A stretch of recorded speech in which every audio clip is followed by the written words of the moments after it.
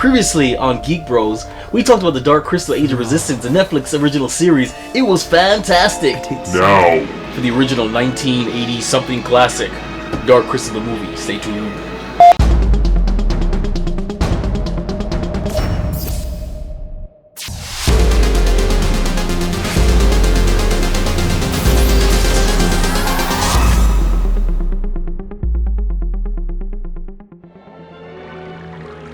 Where good and evil struggle to possess the Dark Crystal.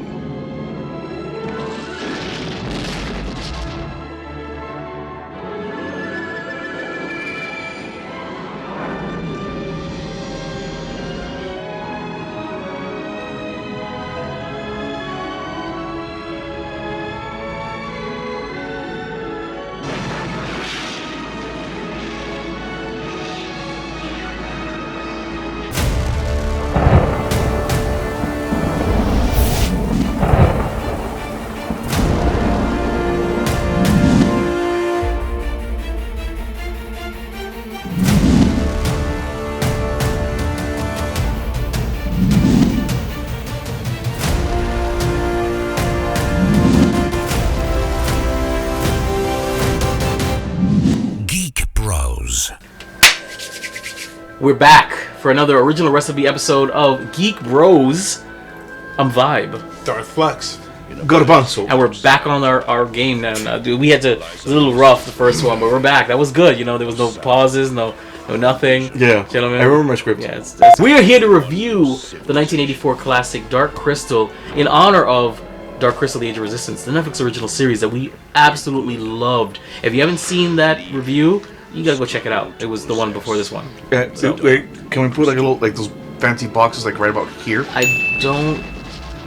With Yeah, like the like link here. to the other one. okay, I'm gonna put something up there because Like then here? we put it right there, and it's gonna.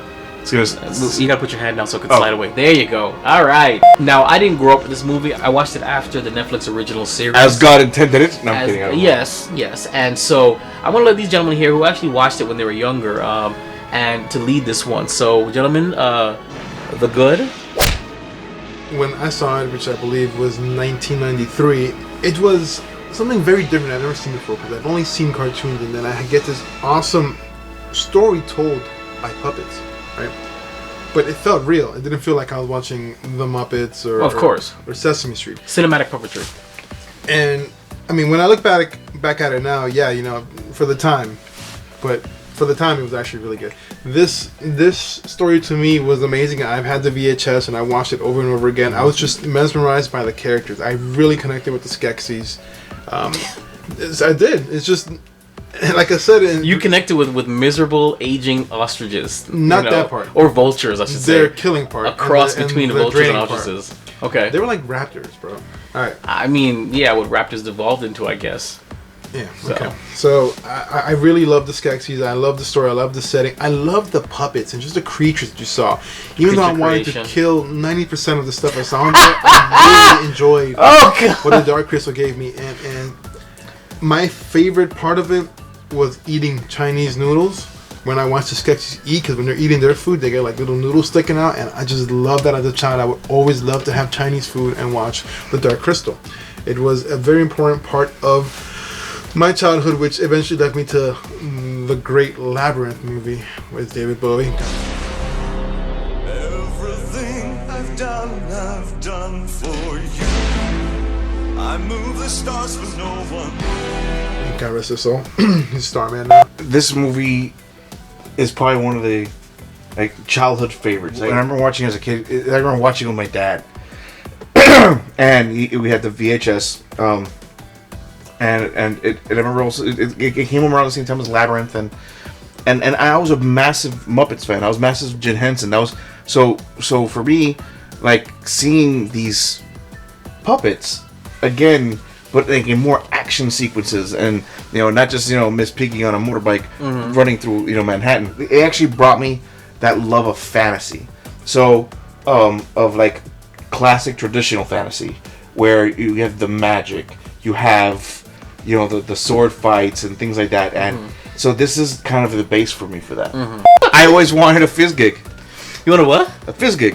What the hell is that? The thing barking dog. Oh my god, with the teeth within the teeth. Oh my god, that's freaking awesome. I always wanted a fizz gig, and I always thought it was great, and I got really.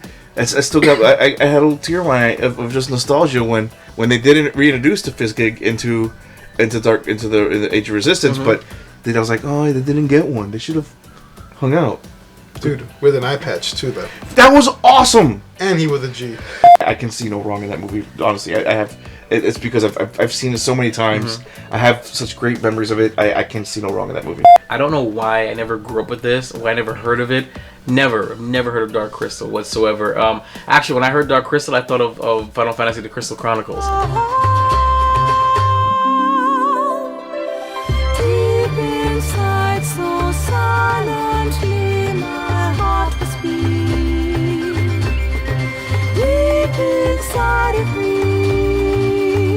I feel like my childhood was robbed a little bit by not seeing it when I was younger. Not that I didn't appreciate it, seeing it right after the Age of Resistance. I absolutely.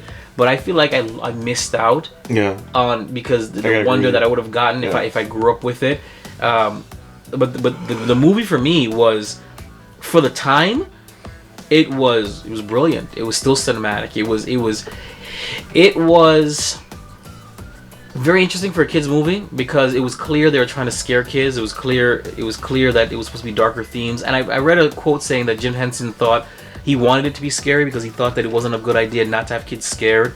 That they need to experience fear. It's good for development.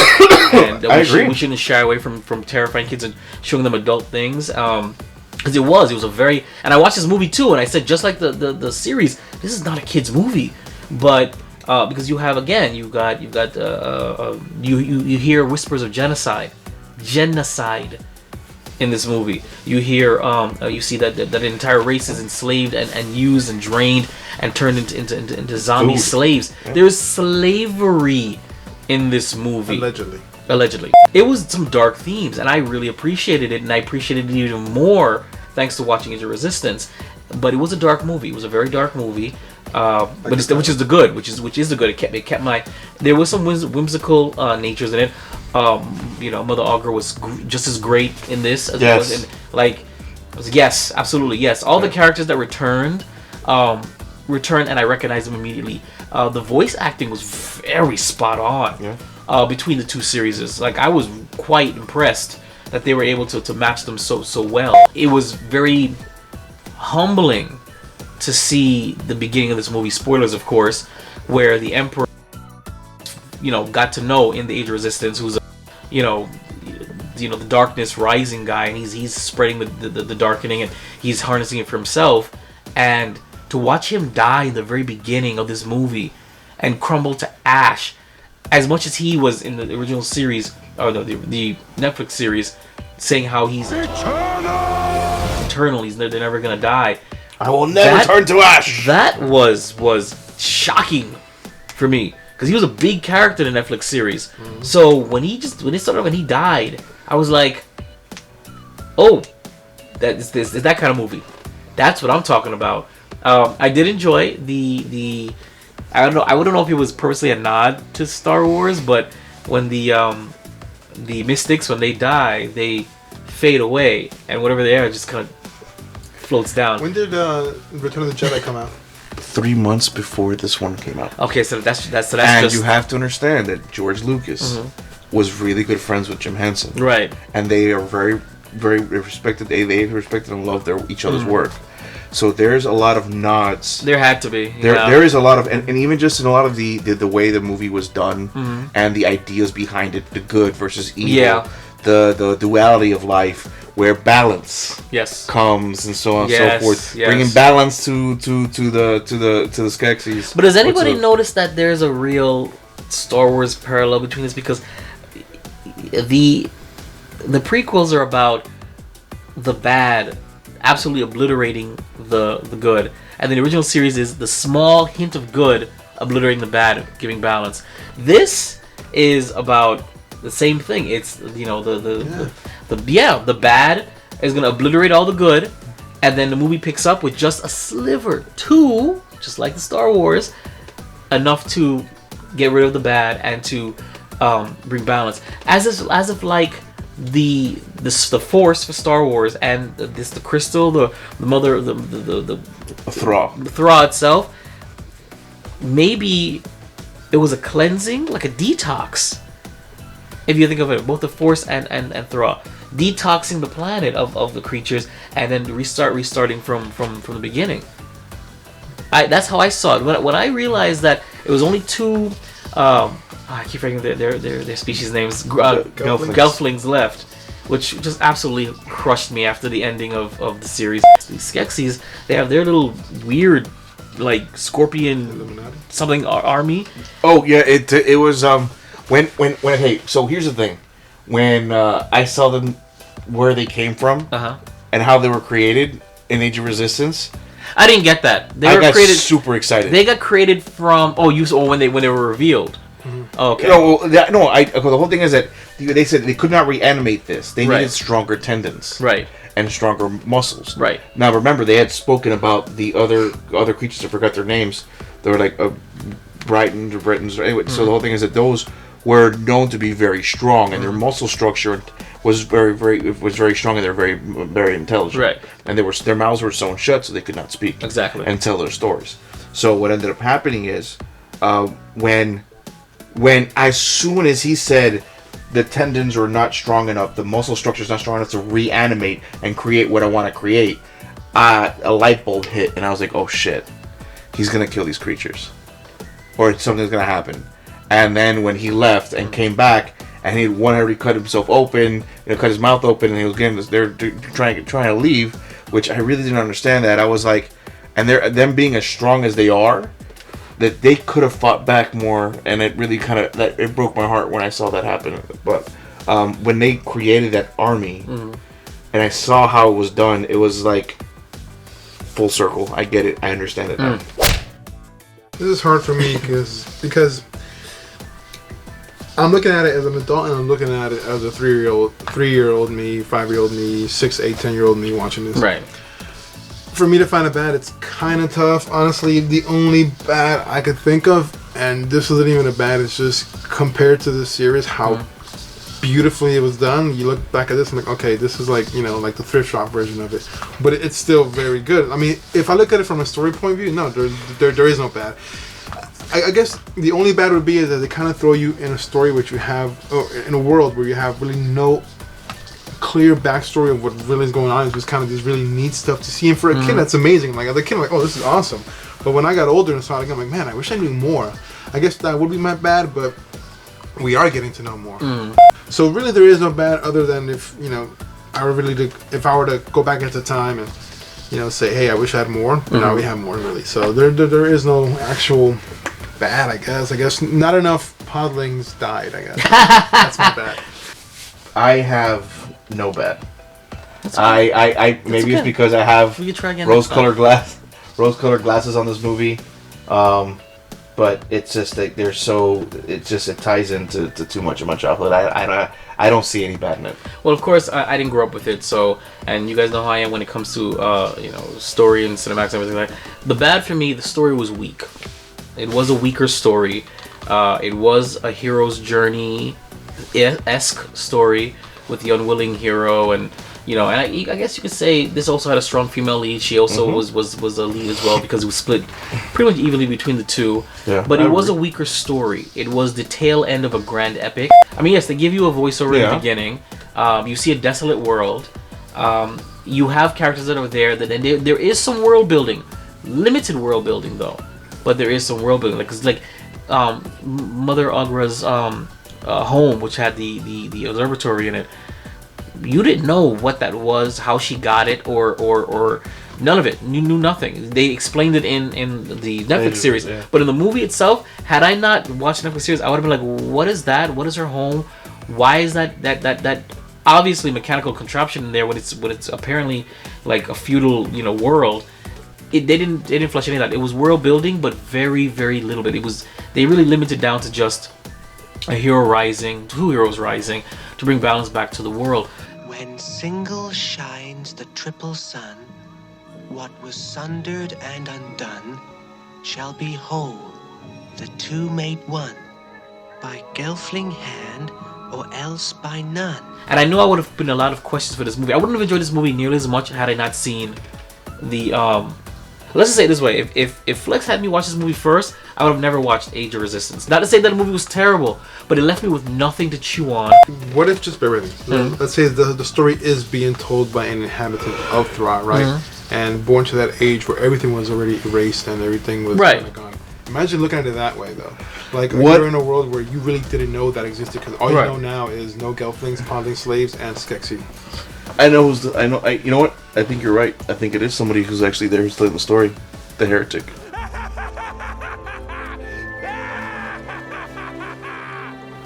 You think the heretic is still alive?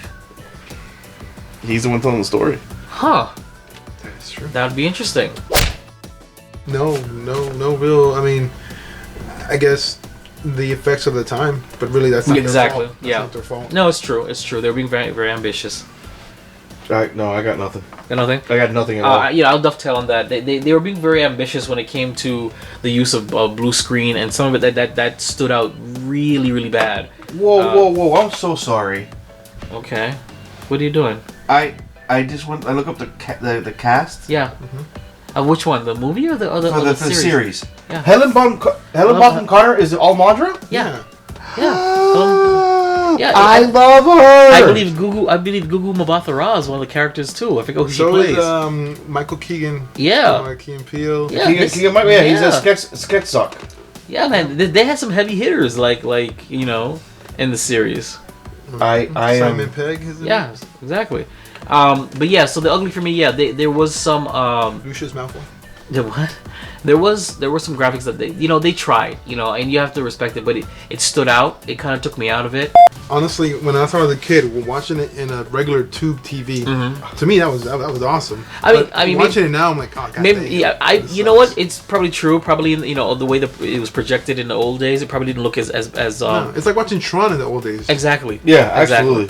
Absolutely. So I think HD and widescreen has not helped it age well. It has not aged well. I still enjoyed the movie, especially after watching the Netflix series, and I absolutely recommend it. Gents, do you guys recommend Dark Crystal, the movie? I do, especially if you're a fan of the show, just like Vibe. He watched it just kind of for the Easter egg and kind of a little thing what to look forward in the series. Standalone movie itself, for the time that I watched it, was amazing. Supplemental material for the series, I absolutely 100% recommend, especially if you want to get more into it. It is heartbreaking. Yes, the movie begins and it breaks your heart. Yeah, that's all I can say. If you've seen the series, it'll break your heart because it's so bittersweet. Then it makes it all bittersweet. Like I said last time, it was bittersweet. Broke my heart, and it takes place much further into the future from the series apparently. So, and that also broke my heart. I was hoping. I 100%. I not just as a fan, and not even if you like the series, and I hopefully you do. It's always great to check out the source material, and I was in referencing to just so you get a better understanding of things. But just that, if you don't sleep on this movie, and don't sleep on this. If you haven't seen it, sleep with Lewis. We should revisit this with Chinese food and proper 12. Just like when I was a kid, minus the whiskey. We can do the. You want to do inebriated reviews? Yes. Check out the future inebriated reviews only on Patreon. Yes, we do have a Patreon. I'll tell you about that in the future. But yes, that look forward to that. Well, gents, thank you so much for joining me for Dark Crystal and Dark Crystal: Age of Resistance. Absolutely wonderful works of art. Yes. And we'd absolutely recommend it. So, and we also recommend keeping up with Geek Bros podcast, now streaming on iTunes, Google Play, Stitcher, iHeartRadio, Google Play, and WeBeGeeksPC.com. So we actually release episodes every Wednesday. That is way more current than this web series now, because it's where we get all our geek news, where we report on the geek news. And now this is now reserved for very special things. And of course, Dark Crystal. Listen, we haven't been together since April in Chicago for Star Wars Celebration. So Dark Crystal was special to bring us back together for 2 episodes. So yes, enjoy that. Anyway, I've been Vibe, Darth Flexx, and Garbanzo. And don't forget, we love you 3000. Geek Bros.